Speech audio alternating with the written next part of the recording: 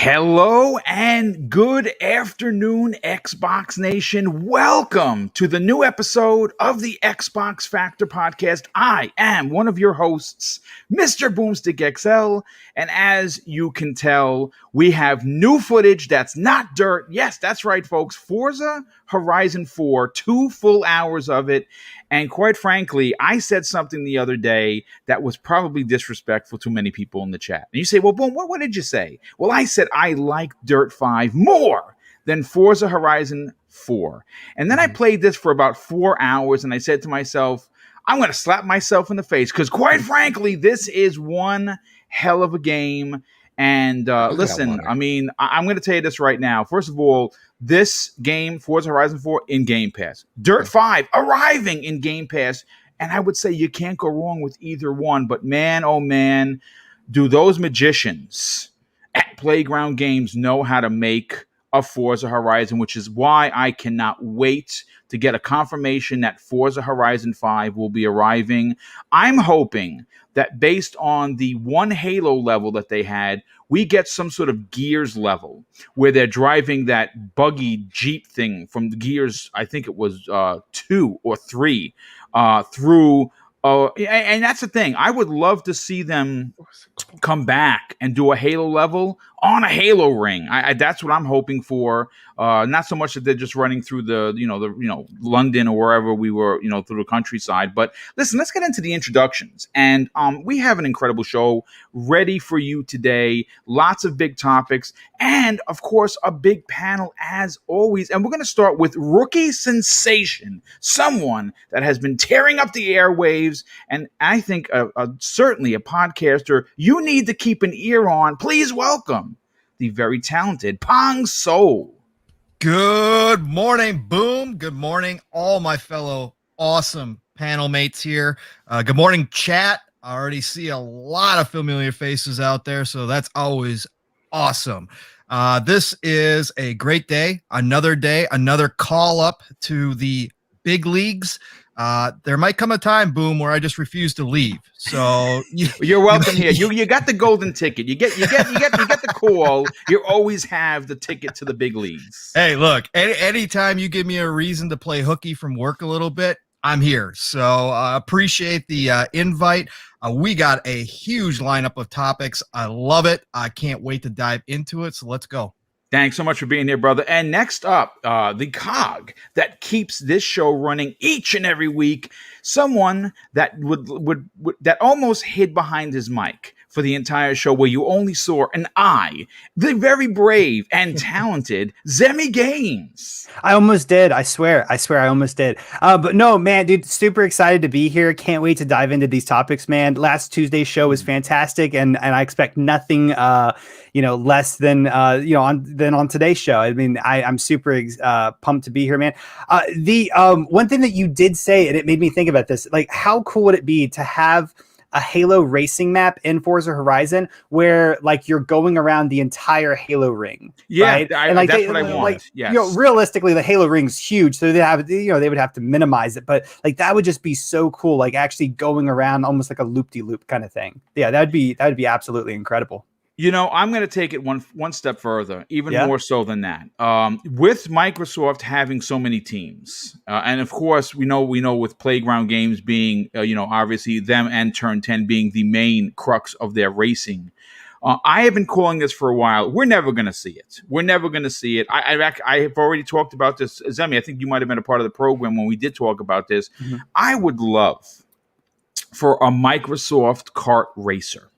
Yeah. And they could do, 10 or 15 different levels, one running through Fable, one running through Gears, Forza, Halo, to pick any of their biggest IPs, a Banjo-Kazooie level.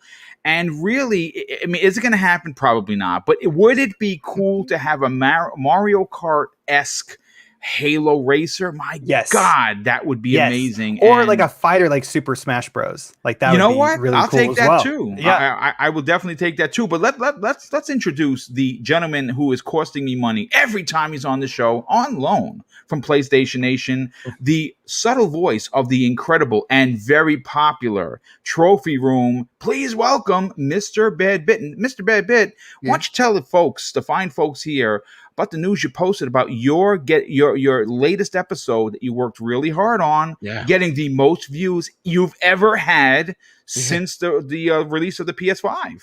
Yeah, man, biggest day one numbers. We've got a couple thousand hits on this one, so it's awesome to see. But honestly, it's these episodes where our heart's in it, because Kyle and I recorded this episode at around like 12 o'clock in the morning, and I didn't get done editing it until like around 3 a.m. at night.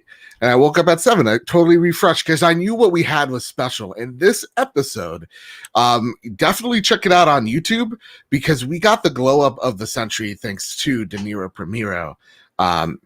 Dude just doesn't miss, man. No. Like, I'm telling you, this was it's on another level. So really, yes, should you follow us at PS Trophy Room? Yes. Are we streaming our live reactions to, the PlayStation State of Play at 5 p.m. EST, which you can find us over on twitch.tv/PS Trophy Room? Absolutely. But first go to De Niro Primero, because he's just so talented. You need anything. Go. Yeah, it's funny you talk about De Niro Pinero. He and I have teamed up. I have contracted him once again, and he is currently, now the people have been asking for it, and I have now signed on with Teespring. And De Niro Pinero is in the process of redoing every one of the show's logos. Ooh. And we're going to be announcing that as soon as he's done. Like I said, there's you can't rush talent. So if it's a month from now, it's a month from now. Did I show you? Did I show you this? I tweeted out. I don't like to brag as well, but I may start a separate merch store. Nice. De Niro sent this to me literally 12 o'clock last night. It's one of the funniest freaking things I've ever seen in my life. I'll show it to you. I'll link it in chat. Yeah, we'll definitely get that. But yeah, so we the people have been asking for it. You guys have been asking for T-shirts, and I'm going to deliver. And not so much me, De Niro Pinero is going to deliver, and his work is going to once again grace everyone's chest cavities once we're able to make the official announcement of what the 4 newly designed logos look like. But let's continue with introductions, and we're going to go to somebody who has been tearing up the airways with new videos, and that is Archimedes, or Outriders hyped Archimedes, I might add. First of all, dude, that game, the demo goes live. I think you said it goes live. You're probably downloading it as we speak. I'm already downloading it. While you were talking to Mr. Bad Bit, I started the download. Good on you. Yeah. And well, we definitely can't. I can't wait to play. Once this podcast is done, you know where to find me. Yes. Well, you had a chance to play the alpha, but do me a favor, brother. Tell everyone about the video you just put up, which was amazing. And welcome to the program. Yeah, well, first again, pardon me. First of all, thank you again for having me. It's always a pleasure. Today with Pong Soul on the show. I think it's the first time I'm on a show here with on your channel, Boom. I've been on other podcasts with him, but such a fantastic gamer, such a knowledgeable guy. Can't wait to talk about all things gaming, and we have a couple of awesome things. Like you said, I put out a video about that rumored March event from Xbox in March. Yeah, that. It's such an exciting time to be a gamer right now. We are getting out of this break of news and in the beginning of the year, and you can really feel tonight we have the state of play, we have all these Xbox rumors coming up and stuff like that. We have the Nintendo Direct, although it wasn't as good as we all hope, but still news are finally coming out, and I can't wait to talk about everything. Yeah, we have a great show lined up for you folks, and last and no way least, another gentleman that has been really making a rounds of not only being an incredible community member, but someone that you definitely got to listen to talk because he knows exactly what he's talking about. Because he is, unlike many of us, actually in the business of creating, and obviously, I'm talking about 3-Bit. Welcome to the channel, brother. How you doing? I'm doing good. It's cool to see Pong on here. I'm always playing with Pong on Halo and getting to I've been like wrecking Zemi lately on Halo. He's been my other rival, but Sometimes you're wrecking me. Sometimes you're wrecking me. But no, it's been good. I can't wait to get to some of these topics. Finally have a video coming out tomorrow, which I'm excited about. But yeah, let's get into it.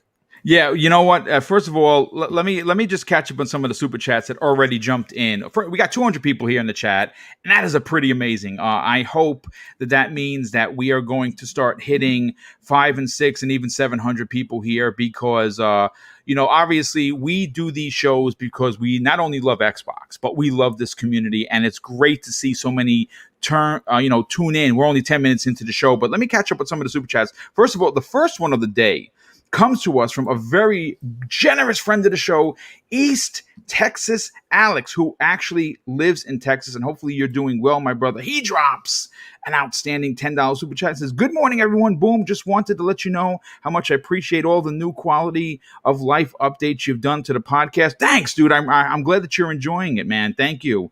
Hey, keep up the great work and positive attitude in the community. Yes, that will never change. But thanks so much for the compliment. I think, first of all, thanks for the generosity, but the compliment is worth its weight in gold for sure. Lord Roughness drops an outstanding $5 super chat. Says, "Hey, boom, just teared myself away from the awesome Dirt 5, downloaded it from Xbox Game Pass today. We'll be back on it after the show." Yeah, dude, you are going to really like that. I cannot stop playing that game.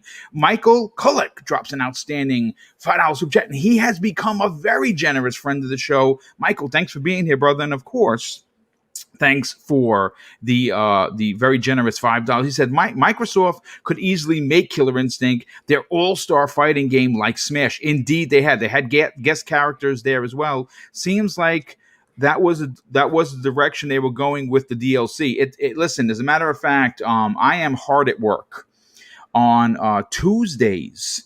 Xbox one-on-one. I got a couple of really loaded topics, and Killer Instinct is one of them. I don't want to give away what we're talking about because I want people to tune in, but that is definitely one you should tune in if you are a fan, and you know that I certainly am. Jonathan Lopez drops an outstanding $5 super chat. Hey, Jonathan, thanks for being here, brother. Super appreciate that. And of course, the generosity says, "Hey, boom, wanted to know what your thoughts on if MLB The Show will look better on Xbox, or do you think Sony will handicap it to make it look better on Sony?" That's an interesting question, and I don't think they're going to do that. I think it would be kind of ridiculous if they did, simply because people wouldn't buy the game if it ran worse on the better hardware. Now, I mean, again, because Sony's been working on this IP for so long, they know how to make the game run and look fantastic on a PlayStation. So I don't necessarily know if there's going to be any handicapping going on, but it's going to be interesting. Listen, folks, if you're a baseball fan, and I'm not buying the game though, because I don't even buy Madden anymore, and I'm a huge NFL nut. Sports games for me have kind of fallen off the wagon, and who knows? But listen, folks, I want to get into topic number one. And see that now, this one is a bit of a personal one. And I put it in here because, look, everyone that follows me, that supports me, that follows me on Twitter, that's subscribed to the channel, I'm very transparent. Everyone knows that I'm an ex-police officer. In fact, ex-NYPD police officer. I did it for 21 years. And in those 21 years, you could imagine that some of the things that I heard from people were not always nice. Now, I will say, because I was able to go back to my community that I grew up as a kid and then police that same community, I had way more positive interactions than the negative. And I would say it was something like 98% to 2. But I'm bringing that up in this conversation, you say to yourself, well, wait a second, what the hell is Boom talking about? Police, games, is it equal? Yeah, it kind of does. And here's why.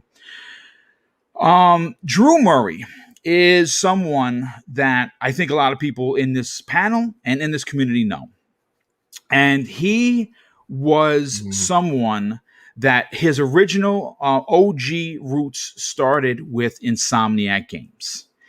And obviously, when Microsoft was rebuilding their farm, if you will, they tasked him with leading the build team for the quadruple A studio known as The Initiative. And he was there for 2 full years. Recently, on February 1st, he announced that he was leaving. And a lot of people were taken aback by it. And when questioned, he left for personal family reasons. So I want to read his quotes here. Now, he did a 5-page post. I'm not going to read all 5 pages because some of the stuff is not relevant to this particular conversation. He says this: after 2 wild years helping start the initiative at Xbox and rebooting Perfect Dark, it's time for me to say a tearful and bittersweet goodbye to the team known as The Initiative. It has been an extraordinary working shoulder to shoulder with such talent and experienced team, many of whom are great friends now. But my life outside of work needs some more attention and headspace than I have been able to give it lately. So I am stepping down from my current role. My silver lining to all of this is that I'm excited to join the screaming masses that will play Perfect Dark on launch day and experience the game for myself. Now, here is where we get into what disappoints me about the community itself, not a particular community, just the community itself, because just like there are toxic PlayStation players and toxic Nintendo players, there are a ton of very toxic Xbox players, which of course I either have blocked, muted, or I don't follow because I don't like getting involved in that kind of shenanigans. I mean, yes, am I the unicorns and rainbows kind of a guy? Yes, that's me in a nutshell. But I was a little taken aback by some of the comments that I read, which I will not read on the air, about Drew when he made this announcement. I guess after 10 years and 5 games and 6 job titles, it just wasn't enough. I'm excited to be rejoining many friends and former colleagues at Insomniac Games as a principal designer. That takes me to my 7th job title. Now I just need to work some days and make some great games, right? Now, obviously, there were a lot of negative comments directly, directed at him because people actually felt like he did something wrong. Now, folks, listen, I don't think I need to say this, but I want to say this. As gamers, right, sometimes I think what's lost in translation is that the development community is not made of robots, right? It's made of men and women of different religions, sexual orientations, colors, creeds, you name it. And at the end of the day, they are human beings. So, yes. Are you supposed to feel like he traded? No. I think what wound up happening is, like many people, maybe staying home and thinking about the tragedy, which I believe was a very close family member to his. He needed to wrap himself up in work. And considering California was very expensive, maybe he needed a paycheck for his family. Whatever the reason, it is his. So Zemi, I want to go to you first on this. Yeah. When first of all, I mean, there really isn't a big conversation other than I was disappointed with a lot of people in this community because they attacked this poor man for going back and getting a job. Mm-hmm. Did he do anything wrong?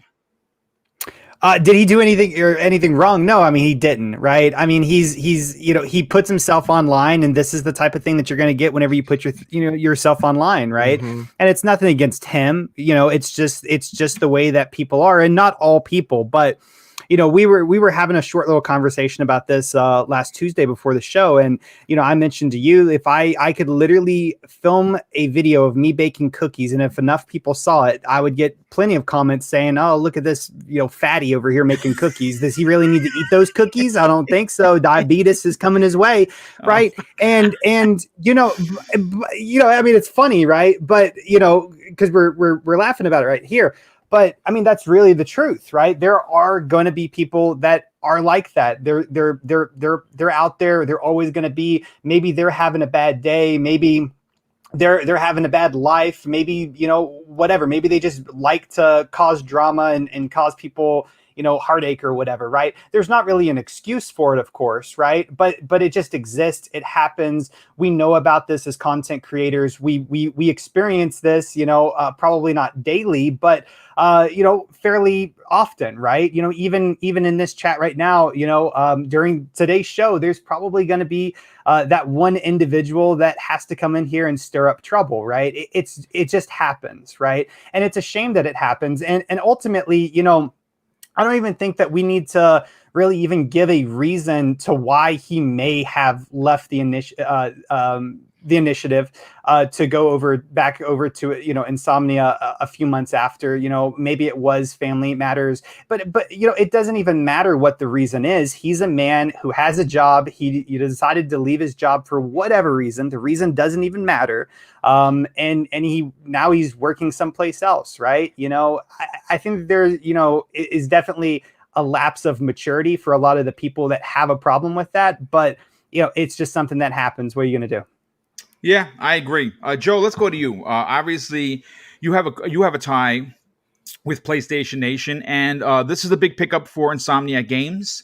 I think it's safe to say that we could be getting a reboot fairly soon. If they're not already working on it, of Resistance: Fall of Man, which is why he might have went back, because he was a part of parts 2 and 3 that he was directly in charge of making. I don't think we're going to see a Sunset Overdrive 2, but he could be working on that for sure. What do you think about the maturity of how this community turned instantly because he started working for Sony again? Nothing surprises me from the internet. Nothing surprises me. For us, and I think I speak for everyone here, right? I'm not here to talk crap. I'm not here to get salty. I'm here to just talk about video games. You know what I mean? Right. Like, I'm not here to start trouble or to poke fun at, company X, Y, or Z. This guy could leave. This guy could have gotten fired. It doesn't matter, right? He can leave for whatever reason he wants. Whether that is personal or, Insomniac just offered him a bigger paycheck, or he's living closer to home, and, whatever the case is, he leaves on his own volition. That's fair. As long as it's not like, as long as there's not that, like, I think with him leaving, you see those comments of like, oh, what's happening over at the initiative? It seems like he left out of his own volition and everything's kind of fine. So, well, he said in an interview that he did what he was paid to do. He set up. Everyone that is where they need to be is why the game is going to be fantastic.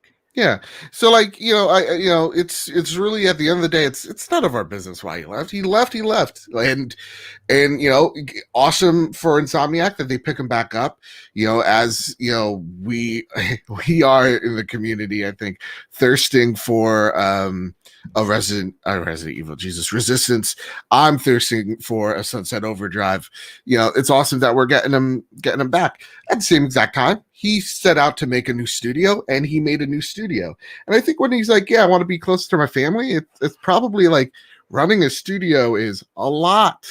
And you kind of maybe want to see your daughter grow up. So, again, at the end of the day, it's none of our business. And I think everybody, we always throw out like the console war shenanigans, and that's the reason why a lot of people get salty and just do all this bull crap. It's sad. It really does go to see how pathetic some people are, that they have to make drama where it literally doesn't exist to fill some type of void in their life that's missing. So honestly, none of my business. But good for him. Good for him. More Yeah. importantly, good for Insomniac.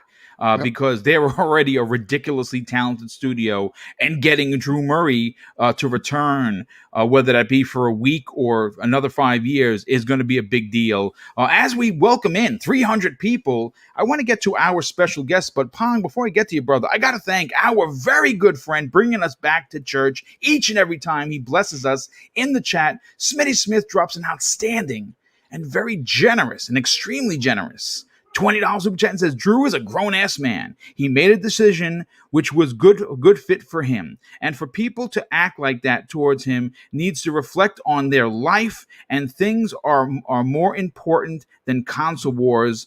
The Book of X. Indeed, they certainly are. And thank you for the very generous super chat. Pong, let's get to you, brother. Again, this is not the biggest topic of the day. I felt compelled to talk about this because honestly, it upset me. And I was very, very disappointed with people.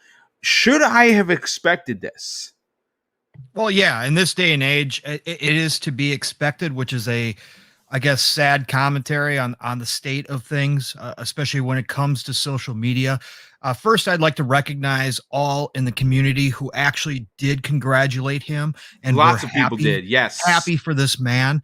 I thought it was quite interesting that he made a follow-up post saying that it was a learning experience for his daughter, that he was going through and reading the comments with her to see both sides and how people react to this kind of news. Anybody who's going to judge another person for a job change needs to take a serious look in the mirror. And I don't say that lightly. I don't care what industry it is. I don't care who it is. Who is anybody to look at another person's choices that they make, especially when it comes to a job change and leaving a company due to personal reasons, and make a console war statement about it, or to disparage the man and who he is, right? This is completely wrong.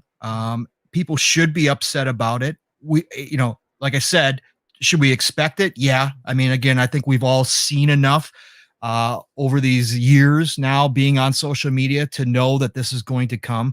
But again, he didn't owe anybody any explanations. He didn't have to say anything. He came out and told people that are strangers about what was happening to him personally, and opened up to people. And this is, and a part of the community decides to respond in a negative fashion.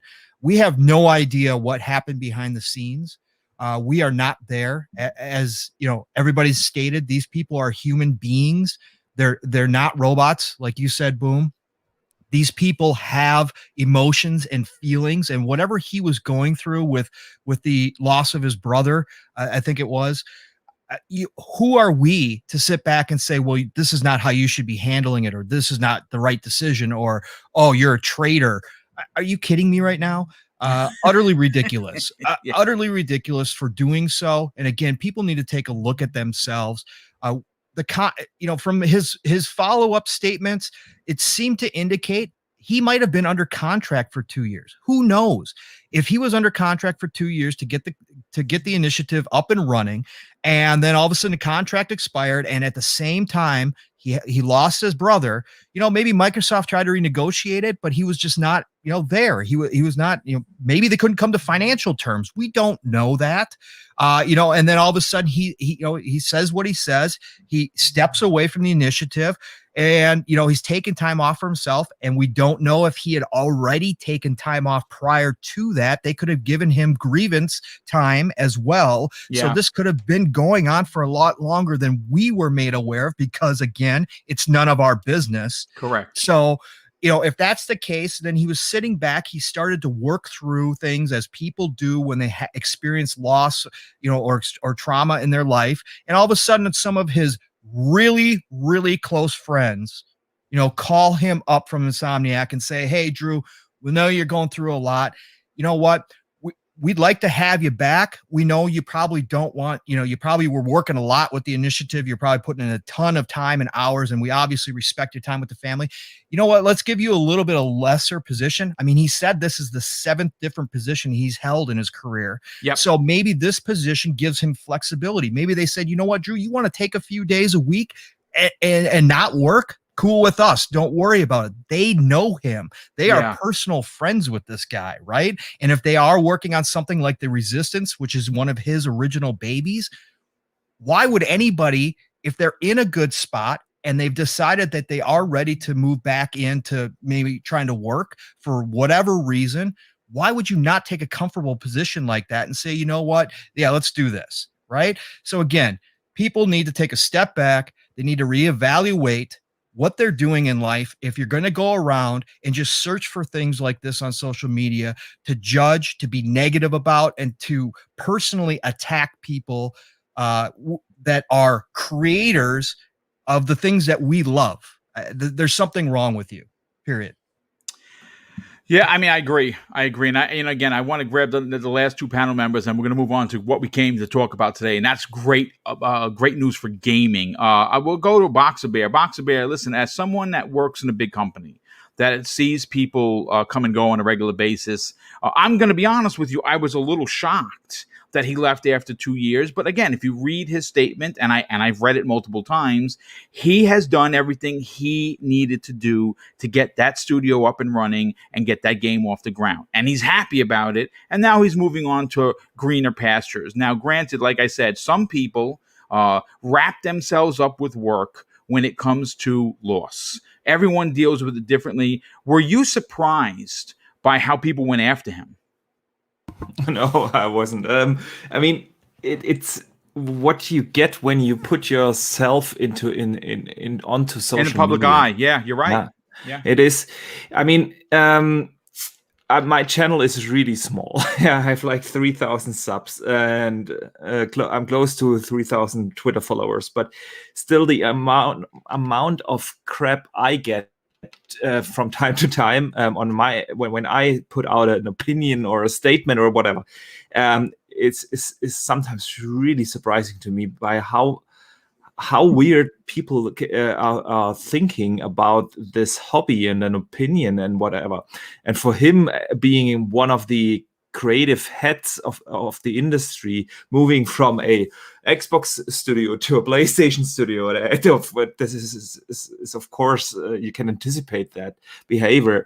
I'm not justifying it or defending the guys, but yeah, we all know that this kind of shit happens. And like everyone else said, there are a ton of reasons why he might have been doing that. It is his personal decision. I think I told the story 2 or 3 weeks ago. I had an amazing job, the best job in the world. The only problem was I was never home. I had to travel like 3 out of 4 weeks a month around the globe. And when I became a father, I wanted to spend more time with my kids, and so I quit. It had nothing to do with the jobs or my colleagues or anything. It was my personal decision, and for whatever reason, he decided to move on. It is his decision, and I can't wait to see what he will be doing at Insomniac again. Yeah, me too. Selfishly enough, I hope it is Resistance for All Man. It's one of my favorite PlayStation 3 games, certainly in the top 5. And I look forward to seeing what he's going to be doing there, because he is an incredible talent and a great part of this industry. 3-Bit, let's get your final opinion on this. I mean, listen, you're in the business, obviously, a lot more than you give yourself credit for. You work behind the scenes on many, many projects. You see people come and leave or come and go on a regular basis. This is just the way the world works. But as someone that's on several podcasts, someone that has their own YouTube channel and creates for the community, were you disappointed, like I was, with the way people handled this? Yeah, just because, it's really easy to, I said it a couple of times on the show, like the Twitter fingers, right? Where they're constantly complaining about different decisions Microsoft makes. They say Game Pass sucks, and you look at their playtime, and they're not even playing any games, right? It's like 1 hour on FIFA or something like that. But yeah, it's just it's kind of it's I don't know, it's really sad at this point. And let me just say, leaving studios is extremely common. People are coming and going out of studios all the time for what Pong and everybody on this panel has been saying. It's there's so many different reasons why someone would leave a studio, and it's not really any of our business. Of course, we can speculate and all this different stuff, but he doesn't owe anybody any explanation. Leaving, people are just leaving these companies, especially in the gaming industry, where it's common for a majority of developmental work to be subcontracted out to different developers. Like, for example, Last of Us 2, where a huge percentage of that game was contracted out. So as soon as the work was complete, they're out of a job. Yep. And people who are using his absence as a way to discredit a whole studio, which I've seen lots of comments on, is complete nonsense to me. And it's extremely unfortunate that we can have a amazing community, for sure. Like I've seen amazing things in this community, but I've also seen very toxic side of this community as well. That people can sometimes get so lost in their preferable box, where facts start to drift away and reality starts to slip away from a lot of people. And the fact of the matter is, people come and go all the time. It doesn't have to be him leaving because it was a terrible job. I think a lot of people think like, oh, he's definitely leaving because it was a terrible job. I mean, yeah, like someone was saying this on the panel. He was joking, and he was showing his comments to his 10-year-old, where he's reading through the comments and seeing what he gets called the most and how being a traitor is in the lead. The fact that he has to do that, or he feels the need to sort of show people that like what they're doing is not exactly normal, I would say. It's just, I agree. And it's just kind of crazy. But yeah, I mean, I've known people who work at a studio just to get the title on their resume, and you never know why people join a studio. We don't always know why people leave. And in either way, it doesn't matter, because as consumers, what we should be worried about is the end product of what we receive, and what's left there is still a very talented, almost Avenger-like squad going on over there at the initiative. He's not a traitor towards Microsoft or Sony. He's a guy who loves creating games. He's just like you and me. And that's how it should be looked at, I would think. Absolutely. I mean, listen, you know what? Him leaving makes me wonder how close they are with this game.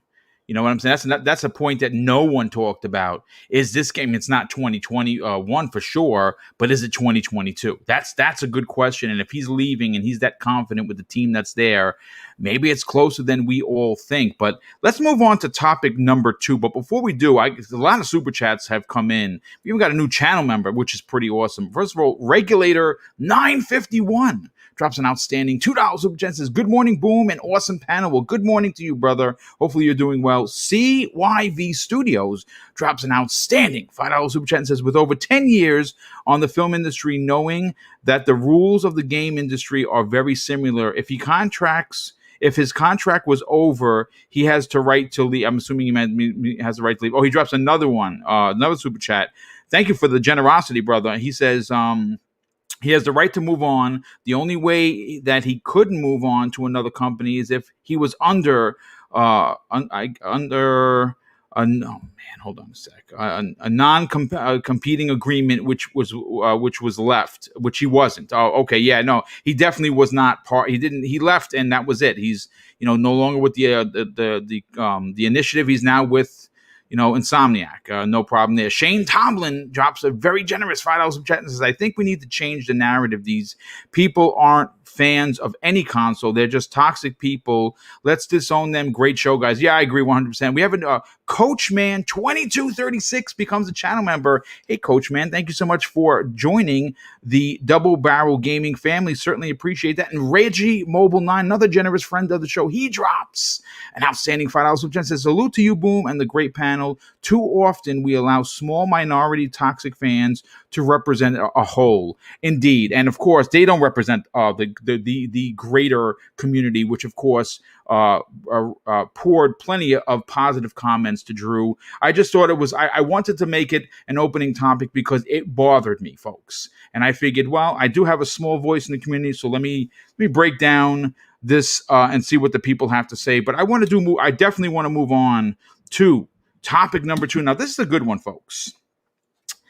With the coalition still supporting Gears 5, having several developers from their team help out at 343 Industries, at 343 Eyes, Halo Infinite, and are seemingly already hard at work at Gears 6.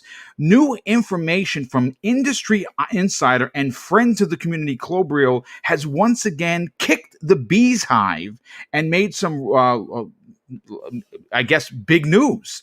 Now, thanks to Twitter user Idle Sloth, who is another friend to the Twitter community, and of course, this particular channel, he posted something that many in the gaming spaces either missed or thought was not relevant enough to talk about. And that's what you're going to hear today. Here is what Idle Sloth said on Twitter. Speculation in parentheses. Clobriel says the coalition has multiple teams. The studio has shown that they can work on two games simultaneously. Clobriel thinks that they are working on the next Gears game and another small to medium scale Gears title, New Experience, alongside it. Now, for complete context, according to the conversation on Reddit, Clobriel was talking with user Lightbright. And this is what I'm going to read the entire conversation so you understand exactly how this went down. And then we're going to break it down and we're going to get the, of course, the, let me see if I have it in front of me. I don't think I even have it. Wow. Okay. You know what? Let me just, I'll read the conversation, but let me go to Zemi first on this. Zemi, yes. The coalition is a team that is, I would dare say they're probably one of the best teams Microsoft has. Now, people are going to challenge me on this and say, no, it's Obsidian, no, it's Ninja Theory, no, it's 343, whatever your flavor is. For me, I like to put the coalition at the top of the heap. That's just my opinion because I absolutely loved Gears 5. I loved Hive Busters, and I think whatever they're going to do for Gears 6 and potentially this second project, that's a small to medium project, has me very interested, and I know it's going to be incredible. Do you think they actually have a second project going on? Probably, right? The reason I say that is because Gears 5 came out in 2019. Gears Correct. Tactics came out in 2020, right? Yes. Like that's a very, very quick turnaround. So that would imply that they had, at least at one time, 2 teams working on 2 different projects. And, we know, and we've heard from a lot of other studios that they do have multiple teams at the same studio. So why should it, be any different, right? So I wouldn't be shocked at all if they had one team working on Gears of War or Gears 6. I always forget the of War part was redacted. But Gears 6, and then another team working on a totally different project. Maybe it is Gears of War oriented. Part of me, and maybe this is the selfish part, kind of wants it to not be Gears of War oriented, because I would be really, really excited to see what the coalition could do other than Gears, right? Of course, I want them to be making Gears 6, right? I just would love to see the type of franchise or new IP or maybe even an old IP that they could do, because we do know that team is very, very talented, and I would love to see what they can do in another genre or just another franchise. If they are working on a second project, my only hope, and this is a very deep prayer, is that it's not horror. And that's me being selfish, because I would like there to be at least a couple of games that Xbox does that I can play. You know what I mean?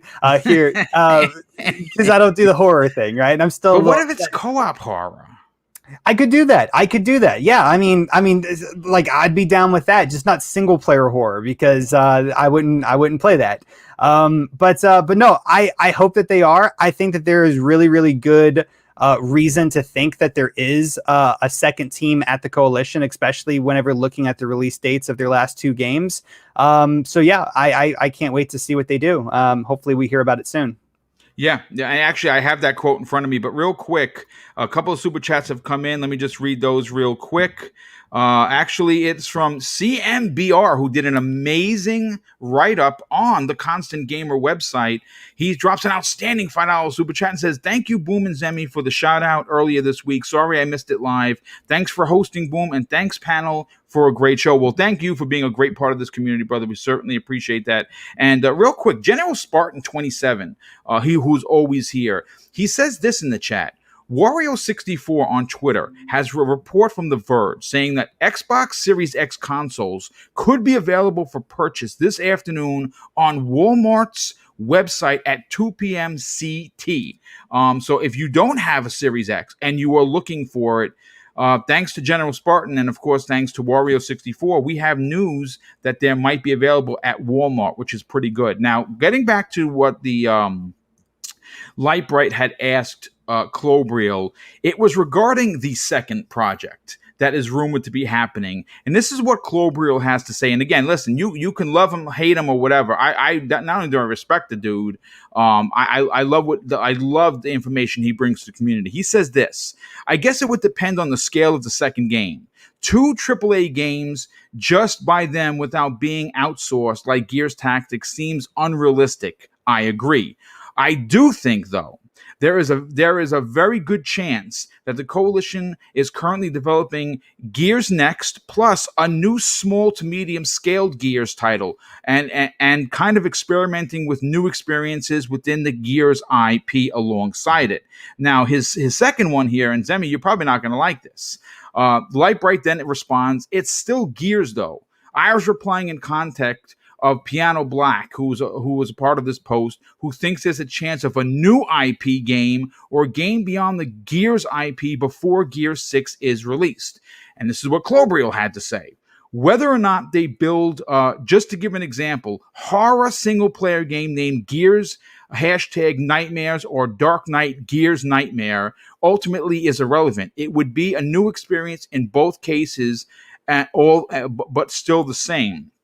The Coalition is a Gears studio and proud about the franchise. There is much than enough freedom within the Gears universe left to tell." And there's also, which is pretty interesting, that was a part of this thread, is that they have 2 creative directors at the Coalition currently, and both creative directors have the chops and the position of power to have their own team doing a game. It would. I'm honestly, listen again. I don't know nothing about development, and I'm going to go right to 3-bit first on this. Having 3-bit, listen. Everybody knows that 343 Industries makes Halo games. Everyone knows that Turn 10 Studios makes racing games. Now, I know it's a little different for the team making Fable because they're doing something different. I have always said I would love to see what the Gears Coalition team could do in a new IP, but if they were doing a smaller scope and scale, like say horror type of Gears, which is what a lot of people want it to return to, because that's what kind of Gears 1 felt like, especially in those dark areas. It felt like survival horror for sure. Does it make sense that they could potentially have 2 games lined up if there are 2 creative directors currently at the Coalition? For sure. I think if anything, it helped them figure out what their production pipeline is looking like. Because I know the more likely news of what's available for the Coalition right now is the Gears 5 Operation 6 for sure. I know they're definitely planning something with that. And they're a super productive and talented team. I'd love for them to tackle a horror game. Maybe a civilian point of view of Gears would be interesting if they. That would be kind of cool. Yeah. Yeah. If they didn't want to do it from the big, I forgot what they're called, but the cogs, I guess. I'd love a Carmine game. Like an ODST Carmine game would be dope. Yeah, and there's like a family of Carmines, right? So there's a couple of different things they can do to differentiate Gears if they do stay within that universe, which they're named the Coalition, so probably. But yeah, I'll get any game with the Coalition. I'm a fan of their work. Their games feel like a demo to what the Unreal Engine is capable of. And now, I did hear earlier in the week that some developers from the coalition actually helped out with polishing Halo Infinite, which is great. So they're definitely working on multiple projects, and I know you mentioned that, Boom. But yeah, there's something I do miss about the older Gears, which is like the gritty horror side of the game, and it's still sort of there. It's still remnants of it for sure. And I'm not sure if it went that way because we got used to the locusts and fighting them over the span of 6 or so games. But a secondary Gears game would be great, especially because now we have the next gen consoles. We now have Unreal Engine 5 to consider, and taking full advantage of DX12. It's going to be great. I'm and I can't even play games that are not 60 frames anymore. I know it's a side thing, but I'm like, you're not wrong with that. I mean, after playing the Division, and I'm addicted to that. Like, if you've been following the shows, all I've been playing is recording Division content because I'm so addicted to it. It's bananas, especially now that I look like Hunk from Resident Evil. I mean, what's not to love? I agree with you. Yeah, I mean, listen, again, we don't know what they're going to do. I would love to see a smaller Gears project. Now, whether that's going to be DLC or an entirely smaller, 10 to 12 hour game, whatever they decide to do, 3-bit, I think it's going to be quality. And I think that there are no better team who you can say are masters of the Unreal Engine than the Coalition. Obviously, the Gears 6 is no doubt going to be Unreal Engine 5 for sure. And hopefully, whatever this new project is, whether it be a new IP or just an extension, a side story to Gears, it's going to be interesting. Zemi Games, let's get your opinion on this. Do you want to see Zemi? I got your. Oh no, I got Zemi's opinion. Yeah, I was about to say you just got my opinion. Yeah, I did. So let's go to Mr. Badbit. Mr. Badbit, when you talk about the Coalition, you're going to get a varied amount of opinions. A lot of people love them. A lot of people are like, yeah, it's just Gears. I hear you if you feel that way. That's not how I feel, but whatever. But they have 2 creative directors, and I don't necessarily think that 2 creative directors are going to be working on the same project. It just doesn't make any sense. It would be a waste of talent, in my opinion. Do you think they're working on a side project that's Gears, or do you think it's a new IP? I definitely think so. I'm of the mind of any studio right now that Microsoft currently owns probably has multiple teams working on multiple things. So, I think even Matt Booty a few months ago said what Game Pass they want to eventually evolve it to be is not every studio is going to be making AAA experiences because that, let's be honest, that wouldn't be cost effective. So a lot of what you're going to see are smaller titles hit Game Pass. We're going to see the return of AA sized games. And so if we see something like, for example, out of the Coalition, a mainline Gears of War game, the multiplayer and all, and then you have, like a Gears of War, we already have like a Gears of War strategy game or a survival horror-esque type title that are smaller to produce, you're going to get those games there. So yeah, absolutely. Coalition has, 2 studios working hand in hand, and probably, I think maybe even around 3, one being like a support. So like, I could definitely see them working on multiple projects for sure. So yeah, let's go for it. Let's do it. Work Gears. It's great. Yeah, no, I agree. I think that, if you're a fan of the series, which is that over the shoulder, third person, dude bro kind of of entertainment, then I think that you would be all for it. Again, that's what I love about Xbox. That's what I love about what they're offering in Xbox Game Pass. There are so many different genres that are there for you to enjoy that even if Gears is not your thing, there's something there for you anyway. Pong So, let's get your opinion on this. Obviously, when Clo Breel talks, most people stop and listen, like E.F. Hutton. The guy is pretty spot on. He does not shoot from the hip. I've been following him for a couple of years now, and when he talks, he's on to something. I don't think he does it because he's looking for clicks. He's not that kind of a guy. He's not even a content creator. As a matter of fact, I offered him a shot to be on the show, and he politely said, "Listen, I kind of like being behind the scenes." And of course, you have to respect that. So he's just a guy who loves Xbox. He loves talking about the green box, and he's talking some Gears. What are your thoughts on this? Are we getting a new IP, or are we potentially getting a side story, something which I would love to think that it was like an ODST type of situation, but for Gears? Yeah, you took the words right out of my mouth there, Boom, especially before when you called them the masters of the Unreal Engine, right? So personally, I know a lot of people disagree with me, but personally, I'd love to see a new IP. However, let's be real. When they formed the coalition, they formed it and asked everybody there if they wanted to work on Gears, then they would be part of the coalition, or they could go to a different, studio and they would move them. So the coalition was formed to be a Gears studio. So realistically, I believe we're getting probably 2 Gears experiences. So one obviously being 6, that makes the most sense, right? We know that's probably already well into production at this point. And then the second one, absolutely. After Hive Busters, I can definitely see these smaller experiences coming out of this studio, because what they did with Hive Busters was nothing short of incredible, right? Yeah, so I agree.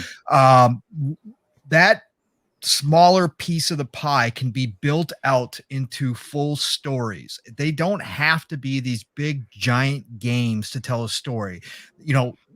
We can go, especially with Game Pass and how perfect it is for these smaller sliced type of games. I definitely think they could go in a lot of different directions, as already has been mentioned, a horror type gritty experience, right? Or, and like you just mentioned, my personal favorite, like an ODST type experience with different characters, different locations that we have not experienced yet. I think it's a great way for this team, the second team, to have creative freedom to develop, to develop the lore of Gears of War, because it's already expansive, right? So the lore is all there. The world is there for somebody to walk in and say, hey, I've got a great new idea for this awesome story. Now, it's not going to be this gigantic, thing that I'm talking about, but it's a smaller side story that people probably need and want to hear about this Gears universe. And I think that's where this comes into play. And I think that's probably what they're exploring at this point. And they probably heard a lot of the community say, hey, we're ready for some different Gears experiences here. Right. So I think that they probably want to try this and see how it goes. And again, after the success and the claim that Hive Busters got, I think they're emboldened to do something like this and to move forward on this. And I think, Xbox is probably looking at it and saying, yeah, guys, hey, you guys know what you're doing. You've got the Gears locked down. Go ahead and do this. Come up with some new stuff for us. Let's try it out, because again, there's not a lot of risk involved when you're taking an established IP like Gears and creating something new out of that and telling a different, smaller story that can be just, day and date in Game Pass, a $20 expansion, $30 expansion, whatever you want to call it, if somebody wants to buy it. But put it out there. Let's see where it goes. And you know what? If it hits right, who knows what that could turn into? Then you got a whole nother path that you can go down, and you can have 2 separate big time stories for Gears going forward, depending on what their roadmap looks like. So I say go for it. I'm happy they're doing another game, whether it is a new IP or whether it is within the Gears universe. I'm just glad we're going to get more from this team, because this team is absolutely phenomenal, and I can't wait to see what they come out with. Yeah, you know what? Again, I know that I'm not. I don't get paid every time I say the words Hive Busters. But if you somehow skipped on that DLC, my God, you definitely need to play that DLC. 3 to 5 hours, depending if you are someone who enjoys collectibles and you want the achievement for finding everything, which I got. I played through it multiple times, and it is just a phenomenal piece of work. Boxer Bear, let's get your opinion on this. Before I do, though, Michael Kullick, once again, my God, dude, you are very generous. He drops an additional $10 and $5 super chat. And the first one is for 10. He says it would be refreshing to see the Coalition and 343 create new IPs alongside Halo and Gears. Both are big enough to work on multiple projects. Seems like they are being held back by Microsoft a bit. I don't know, Michael. I mean, again, they've been asked if they want to work on Gears, and that's what they want to work on. Now, 343, I can't really speak for because I'd never seen an article, but they're there because they want to work on Halo.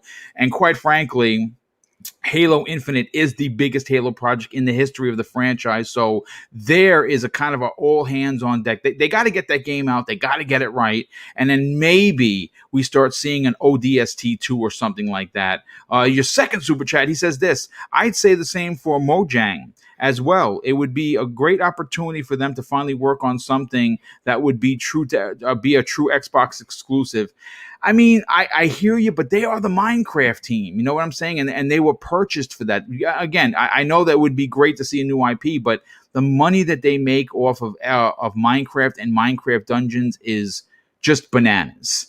Juan Ponce drops an outstanding $5 super chat and says, in my opinion, Rod Ferguson was the worst thing to happen to Gears of War 4 and 5. Now that he's the head of Diablo, should we be worried about that franchise? I mean, look, he came back to Gears when he was away from Microsoft because he loves the franchise. Now, I'm going to say this. I have heard, and folks, this is an opinion. This is my words off of something that someone told me. This is not fact. A lot of people are saying, and again, I'm not going to disclose who I heard this from, are saying that after Rod left to go to make Diablo is why we have Hivebusters. Now, is that true? I honestly don't know. Was he the reason why Gears was a kind of a stagnant? I can't say. I think what he brought. Yeah, I do have a question for Ponce. Sure. What was the thing that made Rod so disliked? Because personally, I loved Gears 4. Me too. I loved Gears 5. So I don't because from what I am aware of, he was very strict with what you can do with this IP. Like he didn't want to get too crazy with it because he didn't want to dilute what Gears was. And I think that's why he's in Diablo, because the Diablo 3 was very Blizzard art style. Ooh, what they do. Whereas, Diablo 4, you see it's the return to the classic sort of thing. So let me know, because I'm actually really interested in that. I mean, I'm right there with you, because actually, I mean, they came out and said so. When they built Gears 4, it was their first Gears game, and they had a complete new studio. I mean, they were called Black Tusk before, and were working on an espionage game. And then they moved over to Gears, and they had to find their way to how to handle that IP. And I thought they did a very good job. Gears 4 felt very Gears-like. Yeah, it wasn't a revolution in the Gears universe, but they did a very good job. The story was good. The mechanics were absolutely awesome. So that was totally cool. And then they moved on to Gears 5. And to be honest, I heard a lot of people complaining about that. I don't like the open world approach, and then the side mission stuff. That's not Gears anymore. So no matter what you do to an IP, you will always have people complaining about. Do you put in too much new stuff? It's not the core of the game anymore. If you always do the same, people complain about it being repetitive. So yeah, I don't know. I thought he did a wonderful job there, and you cannot deny that they worked on a very tight schedule. That studio works like a clockwork. They are super reliable. They are masters of the technology. Tell me another studio that handles the Unreal Engine so well like they do. So to put that all together, a studio that works like clockwork with that kind of quality and such an IP that carries such a big name, to manage that is a really tough thing to do. And so that's probably why Mike Ibarra hired. Yeah. You never know. But you know what, Boxer Beer, let's get your opinion on it. Rob Ferguson to take care of Diablo. Oh, there's a bit of a lag right now for Archimedes. Yeah, there is a little bit of a lag for Archimedes. I'm not sure what it. Am I back? Yeah, you are back. You Okay. are back. Let's get your opinion on this. Do you think that they have multiple teams at the coalition, and what do you actually want to see? Do you want to see a new IP, or do you want to see a Gears horror type title? I think he's got to back out and then come back. Sorry. Can you hear me? we do hear you. You have a little bit of Okay. a delay. Why don't you back out and come back in? All right, I'll do that. I'll be Okay, back in a you know, second. 3-bit. Hang on. Why don't you take that question? Yeah. You know, obviously, again, you work behind the scenes on many projects. They are the Gears team. They make Gears games. I know a lot of people like myself have publicly said, I'd love to see them work on a new IP because they're so good with that third person over the shoulder. I would love to see them tell a new story. But I'm going to be honest with you. I would love to see them come back with a Gears horror type title. What do you think, bro? Yeah, I do think they have the title for me where they are sort of the masters of Unreal, right? And I even at different moments, I thought they probably should have handled the Halo franchise. And I know 343 does have a very talented squad over there, but they do have some different studio mismanagement issues at 343. Sorry.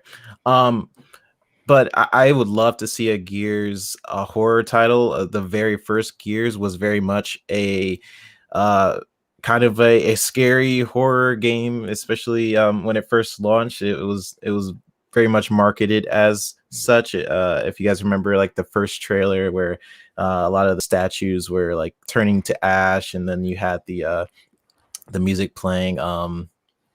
I can't remember. It's like all around me are familiar. Yeah. Oh yeah. Mad World, right? Yeah, Mad World. And it was very much marketed as such, and throughout the series, it seemed to go in a different direction. It still is like a very gritty, very bloody game. Especially you can blow people's half of their corpses off in multiplayer. It's still very much like a dark game, but I would love to see again some type of like side title where you're not a cog. I think maybe you can be either maybe it's from the other person's perspective. That'd be kind of interesting where you are playing as the Locust. But I think what would be more scarier, and I know Zemi doesn't like horror games, but it would be great just to see a civilian point of view of the cogs, because we always see like maybe bits and pieces where you're in the city and Gears. Really? And you can like you're like talking to the civilians, and they're they're just trying to survive and make it. I think that would be a really cool point of view. Like Pong sort of mentioned, like an ODST perspective for a Gears game, and I think that's a good way to take it if you're going to keep it within this universe, which they love this universe. They've said multiple times where this is what we want to do. We want to focus on the Gears franchise. So if they're going to do that, and if they want to mix it up, and it's very hard to mix it up, like, because you're going to get people who love pretty much everything the same. And yeah, you also get the people who want change. So you have to like please both fan bases. And I think the best way to I guess please both people is to sort of make a side game that doesn't affect the main line franchise, which would be a horror title, sort of a side game to maybe what's going on in the background of Kate's storyline or any of that. I think that would be the best way to do it.